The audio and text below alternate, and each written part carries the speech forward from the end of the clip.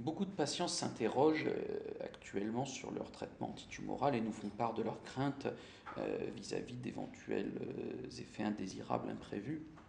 C'est vrai que ces questions sont tout à fait légitimes, elles sont alimentées par un contexte médiatique troublé. Je crois qu'en ce qui concerne la cancérologie, il est utile de rappeler plusieurs points. Il y a une première dimension du problème qui est d'ordre réglementaire, qui est liée aux conditions de prescription du médicament en cancérologie. Il y a une deuxième dimension qui est liée à la décision médicale en elle-même.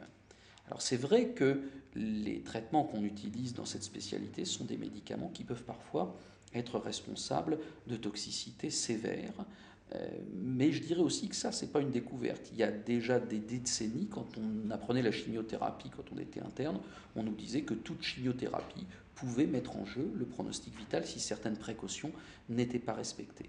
On a des problèmes différents avec les médicaments les plus modernes, mais dans tous les cas, il faut bien voir cette notion qu'on appelle le rapport risque-bénéfice, qui en fait consiste à voir ce qu'il y a dans chaque plateau de la balance. On traite des maladies où le risque vital est important, et c'est vrai que dans ce contexte-là, on peut être amené à accepter une prise de risque plus importante que pour des maladies dont l'enjeu est moindre. Le rôle du médecin, c'est d'optimiser la décision, d'avoir un rapport risque-bénéfice le plus acceptable possible. Cette décision, elle est par ailleurs cadrée par le fait que le plan cancer nous impose qu'elle soit multidisciplinaire. On a actuellement très peu de décisions de traitement qui sont prises en dehors du cadre des réunions de concertation pluridisciplinaire. Et ça, c'est un atout supplémentaire.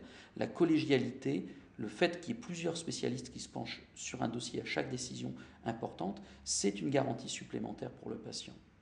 Maintenant, du point de vue réglementaire, en ce qui concerne le développement du médicament, il n'y a pas de procédure de mise sur le marché fondamentalement différente pour les médicaments antitumoraux, mais on a des contrôles qui ne sont pas les mêmes.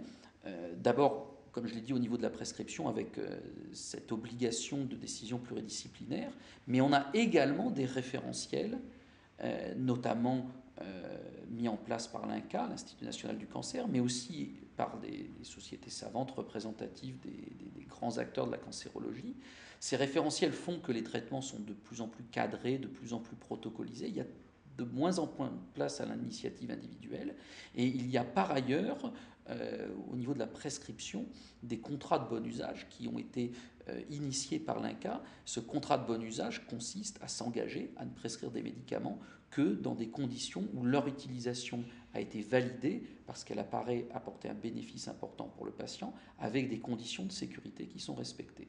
Donc je crois que ces points sont très importants à souligner pour la cancérologie parce que ça montre bien que, d'une part, les enjeux sont différents de ceux qu'on peut avoir dans d'autres pratiques médicales, mais surtout que les garanties pour que la décision soit la plus adaptée possible à chaque cas sont vraiment beaucoup plus importantes que ce qu'on a pu avoir il y a encore une quinzaine d'années avant le plan cancer.